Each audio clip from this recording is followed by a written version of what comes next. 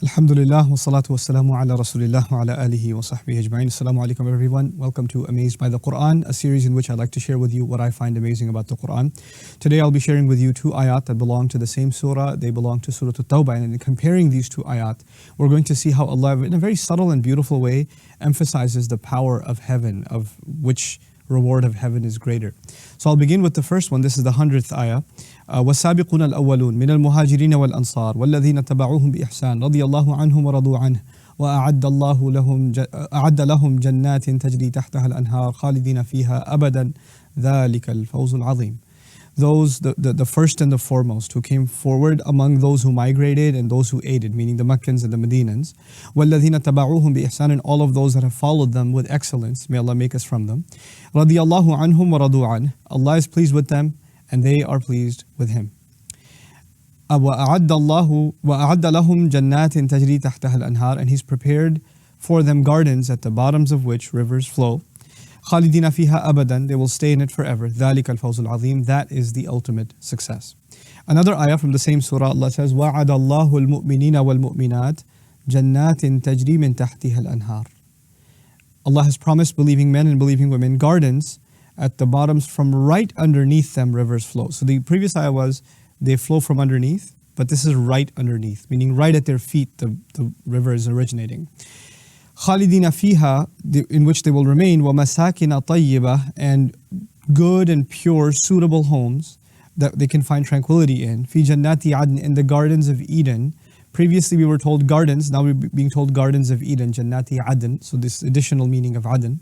وَرِضْوَانٌ مِّنَ اللَّهِ أَكْبَرُ, and great contentment that they will feel from Allah, meaning Allah is incredibly pleased with them, and that is even greater than all of the rewards previously described. ذَلِكَ هُوَ الْفَوْزُ الْعَظِيمُ, that in fact is the ultimate success. So you find this really small shift. You have ذَلِكَ الْفَوْزُ الْعَظِيمُ, which is that is the ultimate success, or that's the great success, versus ذَلِكَ هُوَ الْفَوْزُ الْعَظِيمُ, that is in fact the ultimate success. There's an additional huwa, the dhamir, and what that does is it adds an emphatic tone to this ayah as opposed to the other ayah, both belonging to the same surah. Now if you compare the two rewards of Jannah, you'll find that in this case what Allah has done, in fact, is He's offered first of all gardens that are more intense in their reward, because rivers aren't just flowing beneath your feet, they start from right under your feet. So this is actually the idea of ibtida. You're standing at the top of a waterfall where it starts, where it springs. The other thing about, beautiful homes, in the previous ayah you saw that, Allah has promised gardens, but that there's no more description. But here, and in the previous ayah, Allah did say that Allah is pleased with them and they are pleased with Allah. But here He said a great contentment. Ridwan, the noun is used, which is a kind of permanence and transcendence. The great contentment that they will enjoy from Allah is greater. Akbar, it's greater. It's in fact that Allah is describing that the way Allah will be pleased with them is greater than any other reward they've ever experienced. And once He gets to that, He says, ذَلِكَ هُوَ الْفَوْزُ الْعَظِيمُ, that in fact is the ultimate success. He adds in huwa to this. The point of subtlety and the point that amazes me about these two ayat is they're about 16, 17 ayat apart. Meaning Allah is giving a speech, He says something, 16, 17 ayats later He says something similar.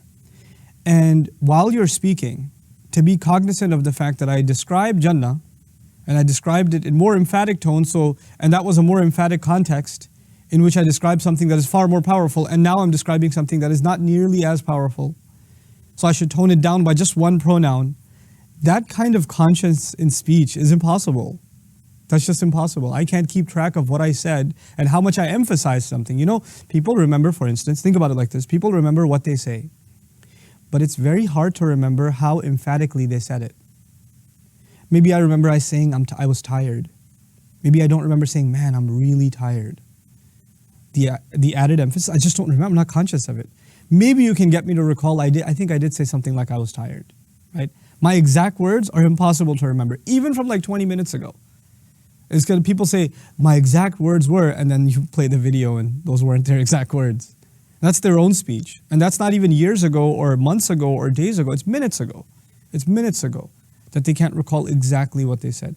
The Quran takes into consideration exactly how it speaks, and later on as it adds even the most subtle nuance, it adjusts the speech and takes into consideration what was said before so it can be compared with what was said after. Allah says similar things in the Quran. If you read English translation, you'll find things are very, very similar, right? Lots of things are repeated. But when you study the Arabic, you'll find that those similar things are actually just a little bit shifted, just a little bit different. And that little difference is actually where the treasure lies, in appreciating the perfection of the kalam of Allah. May Allah Azza wa Jal give us the ability to appreciate His perfect word. Barakallahu li wa lakum. Wassalamu alaikum wa rahmatullahi wa barakatuh.